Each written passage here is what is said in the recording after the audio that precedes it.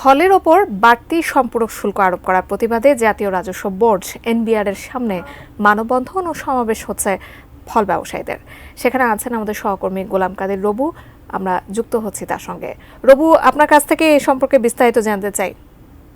আপনাকে ধন্যবাদ। জাকি, আপনি দেখতে পাচ্ছেন যে বাংলাদেশ ফ্রুটস ইম্পোর্টার্স অ্যাসোসিয়েশন, যারা সারা বাংলাদেশের ফল ব্যবসায়ীরা এই এনবিআর এর সামনে জড়ো হয়েছেন এবং তারা দাবি জানিয়েছেন যে সম্প্রতি জাতীয় রাজস্ব বোর্ড ফলের উপর যে সম্পূরক শুল্ক বাড়িয়েছেন, অর্থাৎ আগে যেটি 20% ছিল সেটি 30% করেছেন, এবং তার প্রতিবাদেই কিন্তু মূলত এই ব্যবসায়ীরা আজকের এই মানববন্ধন এবং সমাবেশ করছেন।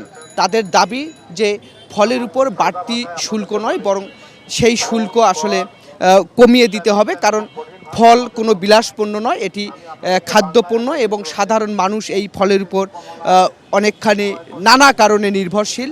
মানুষের অসুখ বিসুখ যখন হয় কিংবা পরিবারের খাদ্য তালিকাতে এই ফল আসলে থাকে।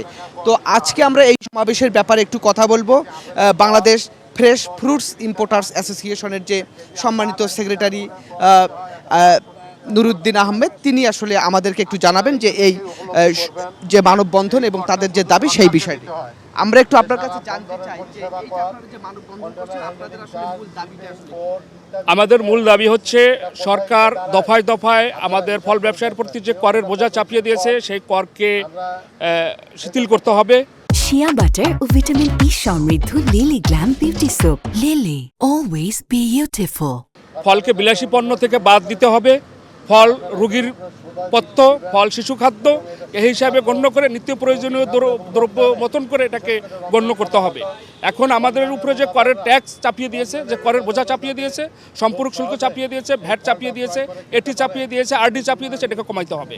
এখন যে ফলের উপর যে সম্পূরক শুল্ক বাড়িয়ে দিয়েছে, এর ফলে আসলে ফলের দাম কতটা বেড়েছে বা কি অসুবিধা হচ্ছে? দেখেন, এটা তো 9 জানুয়ারি যে এসআরওটা করেছে সেটা 10% সাপ্লিমেন্টারি ট্যাক্স বাড়িয়েছে। এটার কারণে প্রতি কেজি প্রতি 20 টাকা, 18 থেকে 20 টাকা বেড়ে গেছে।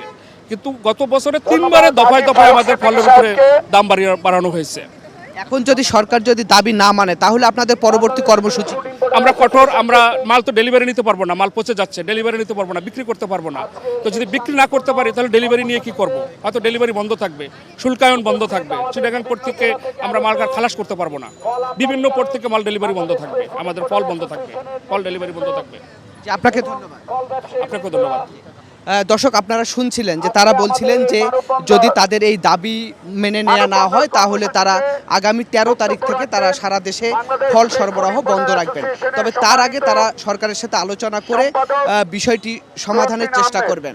আরেকটি বিষয় সেটি হচ্ছে যে ফল আমদানির উপর এখন যে ভ্যাট ট্যাক্স এবং অগ্রিম ভ্যাট এবং নিয়ন্ত্রণমূলক যে শুল্ক রয়েছে, সব কিছু মিলে আসলে ফল আমদানিতে প্রায় 136% আসলে ট্যাক্স দিতে হয়। অর্থাৎ 100 টাকার ফল আমদানি করলে সেখানে সরকারকে ট্যাক্স দিতে হয় 136%, যেটি আসলে গত বছর ছিল 114%।